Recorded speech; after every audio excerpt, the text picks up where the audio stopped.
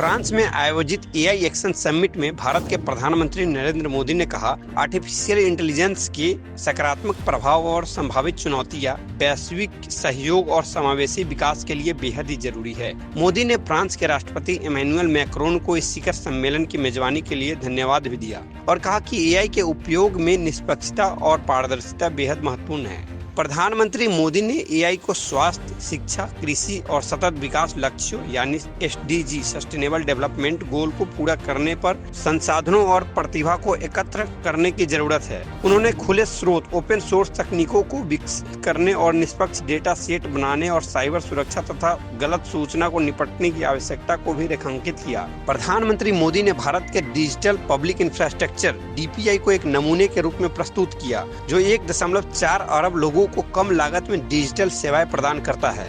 उन्होंने कहा कि भारत ने डेटा सशक्तिकरण और संरक्षण डेटा के माध्यम से डेटा को लोकतांत्रिक बनाया है और डिजिटल कॉमर्स को सभी के लिए सुलभ बनाया है। भारत दुनिया के सबसे बड़े एआई टैलेंट पूल में से एक का निर्माण कर रहा है। स्थानीय आवश्यकताओं को ध्यान में रखते हुए अपना खुद का भाषा मॉडल विकसित कर रहा है। इसके अलावा भारत ने सार्वजनिक निजी भागीदारी मॉडल के माध्यम से कंप्यूटिंग संसाधनों को स्टार्टअप्स और शोधकर्ताओं के लिए विकसित कर रहा है।